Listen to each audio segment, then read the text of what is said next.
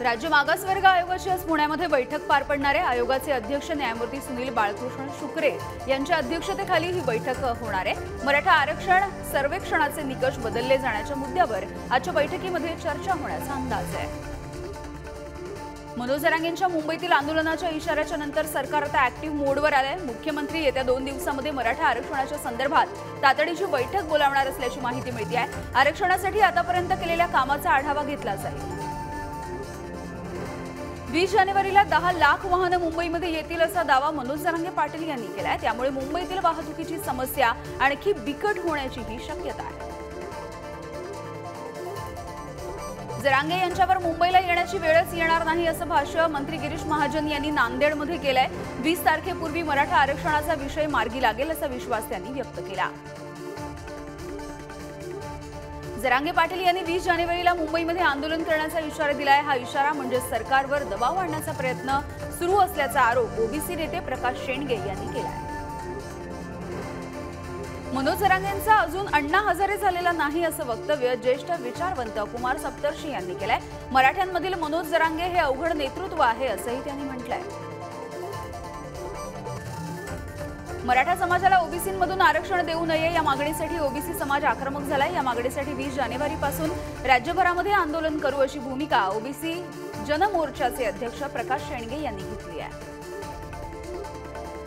मराठा आरक्षणाच्या मागणीसाठी नांदेडमधील तरुण आता आक्रमक झालेले दिसत आहेत। नांदेडच्या कामठा या गावामध्ये दत्त जयंतीच्या निमित्ताने भंडाऱ्याच्या कार्यक्रमाला गेलेल्या भाजपच्या आमदाराला या तरुणांनी हाकलून लावलाय।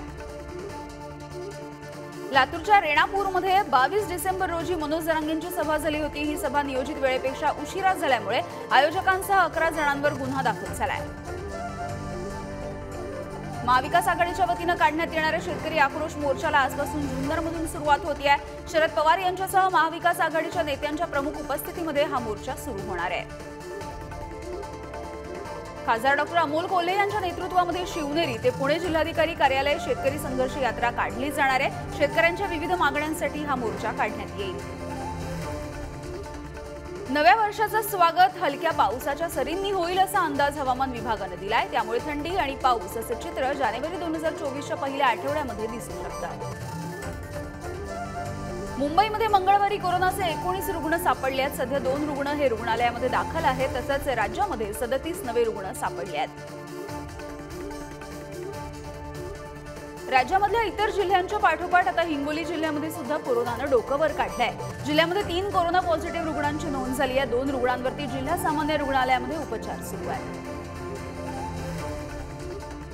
3 जानेवारी 2024 रोजी सावित्रीबाई फुले यांच्या जयंतीच्या दिवशी अंगणवाडी कर्मचाऱ्यांनी आझाद मैदानामध्ये महामोर्चा आयोजित केलाय। शासकीय कर्मचाऱ्यांचा दर्जा मिळावा, वेतन श्रेणी सुधारावी या त्यांच्या प्रमुख मागण्या आहेत। पुण्याच्या आळंदीमधल्या इंद्रायणी नदीमध्ये नावेमधून प्रवास करत नदी प्रदूषण मुक्त करण्याची मागणी भाविकांनी केली आहे। यावेळी भाविकांनी हरिनामाचा गजर केलाय आणि समाज प्रबोधन करण्यात आलंय। नंदुरबारच्या सारंगखेडा घोडे बाजारामध्ये 2 दिवसात विक्रमी अशी उलाढाल झाली आहे। 171 घोड्यांच्या विक्रीमधून 73 लाख रुपयांची उलाढाल झाली असून 3000पेक्षा अधिक घोडे हे विक्रीसाठी दाखल झाले आहेत। बार्टी, सारथी, महाज्योती या संस्थांच्या फेलोशिपसाठीच्या परीक्षेमध्ये गोंधळ झाल्यामुळे ही परीक्षा रद्द झालेली आहे। येत्या जानेवारी महिन्यामध्ये पुन्हा एकदा सावित्रीबाई फुले पुणे विद्यापीठाच्या सेट विभागातर्फे परीक्षा घेतली जाईल।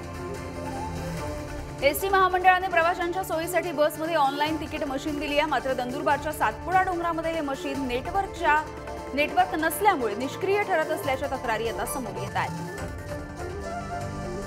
जालन्याच्या गोला पांगरी ग्रामपंचायतीच्या जुन्या इमारतीतील 50 वर्षांपूर्वीचा रेकॉर्ड हे अज्ञातांनी पाडून फेकून दिलंय। जालना जिल्ह्यातील 13 गावांशी संबंधित हे जुनं रेकॉर्ड होतं। मुख्यमंत्री एकनाथ शिंदे उद्या चंद्रपूर जिल्ह्याच्या दौऱ्यावरती असतील। राष्ट्रीय शालेय मैदानी क्रीडा स्पर्धेच्या उद्घाटनाच्या कार्यक्रमाला ते उपस्थिती लावतील। हर्षवर्धन पाटील यांच्या कन्या अंकिता पाटील यांचे इंदापूरमध्ये भावी खासदार म्हणून बॅनर झळकलेले दिसतात। अंकिता पाटील यांच्या वाढदिवसाच्या निमित्ताने शुभेच्छा देताना भावी खासदार असा त्यांचा उल्लेख करण्यात आलाय। जळगावच्या पाचोरा तालुक्यामध्ये ठाकरेंच्या शिवसेनेला मोठा धक्का बसलाय। माजी उपनगराध्यक्षासह युवा सेना उपजिल्हा प्रमुखाने शिंदेंच्या शिवसेनेमध्ये प्रवेश केलाय। गडचिरोली जिल्ह्यातील बहुतेक धान्य खरेदी केंद्रामध्ये बारदानं न पोहोचल्यामुळे शेतकऱ्यांचे हाल होत आहेत। तुटपुंच्या किमतीमध्ये शेतकरी खासगी दुकानामध्ये धान्य विकतात। नंदुरबार बाजार समितीमध्ये आवक कमी झाल्यामुळे लसणाचे भाव आता गगनाला भिडले आहेत। नंदुरबार बाजार समितीमध्ये लसणाला तब्बल 450 रुपये किलोचा भाव मिळतोय। नंदुरबारमध्ये अवकाळी पावसामुळे शेतकरी पूर्णतः हवालदिल झालेला आहे आणि अशातच आता कापूस उत्पादक सुद्धा अडचणीत सापडले आहेत। शेतकऱ्यांनी पिकवलेलं पांढरं सोनं हे वेचण्यासाठी मजूरही मिळत नाहीये। नंदुरबार जिल्ह्यातील रब्बी हंगामाच्या पेरण्या पूर्ण झालेल्या आहेत। सरासरी 95,000 हेक्टरच्या क्षेत्रावर रब्बीची पेरणी करण्यात आली आहे। यामध्ये गहू, हरभरा, मका, ज्वारी, भुईमूग अशा पिकांची पेरणी झाली आहे। धुळ्याच्या अक्कलपाडा पाणीपुरवठा योजनेचे आज मंत्री गिरीश महाजनांच्या हस्ते लोकार्पण होत आहे। या योजनेमुळे धुळे शहरातील पाण्याचा प्रश्न हा मिटणार असून धुळेकरांना 2 दिवसांमध्ये पाणी मिळणार आहे।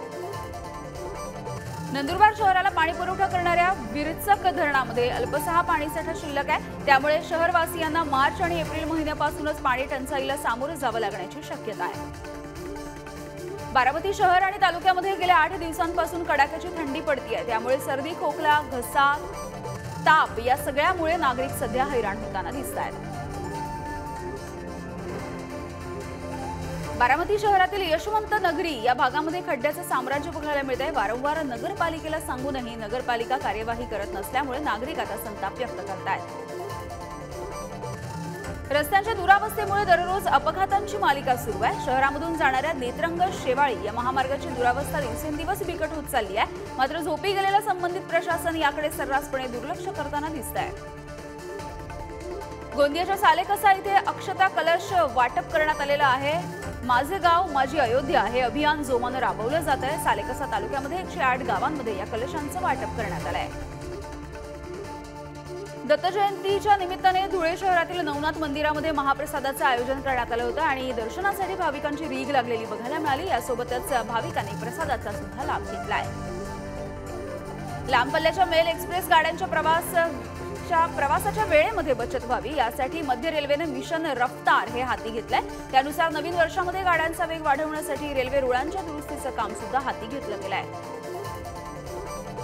घर वेळेमध्ये न देण्यासह विविध तक्रारींसाठी महारेराने 1123 प्रकरणांमध्ये बांधकाम व्यावसायिकांना 736 कोटी रुपयांचा दंड ठोठावलाय। यातील केवळ 204 प्रकरणांमध्ये 137.74 कोटी रुपयांची वसुली झालेली आहे।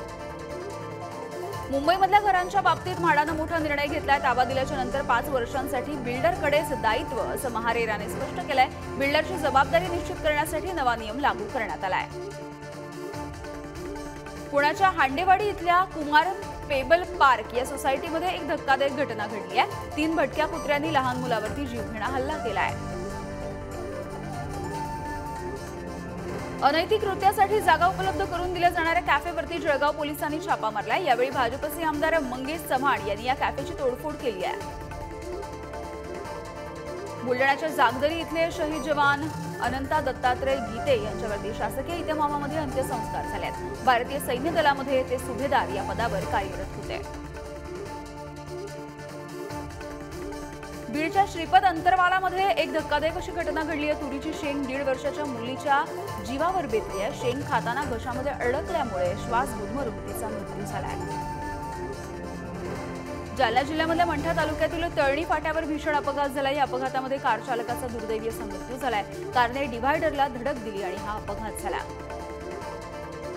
बीडच्या माजलगावमध्ये घराला अचानकपणे लागलेल्या आगीमध्ये अंध वृद्धाचा दुर्दैवी मृत्यू झालाय। पत्र्याच्या शेडला अचानकपणे आग लागल्यामुळे ही सगळी घटना घडली आहे। आगीचं कारण अद्यापही अस्पष्ट आहे। 1 लाख रुपयाच्या खंडणीसाठी मिरजेमध्ये तरुणाचं अपहरण करण्यात आलं। पोलिसांकडून संबंधित तरुणाची सुटका सुद्धा झालेली आहे। 3 जणांना या प्रकरणी बेड्या ठोकण्यात आल्या आहेत। लातूरच्या कासारगाव शिवारामध्ये एका शेतामध्ये 30 वर्षीय तरुणाचा मृतदेह सापडलाय। पोलिसांसमोर या मृतदेहाची ओळख पटवण्याचं मोठं आव्हान आहे। या प्रकरणी लातूर ग्रामीण पोलीस ठाण्यामध्ये अकस्मात मृत्यूची नोंद झाली आहे।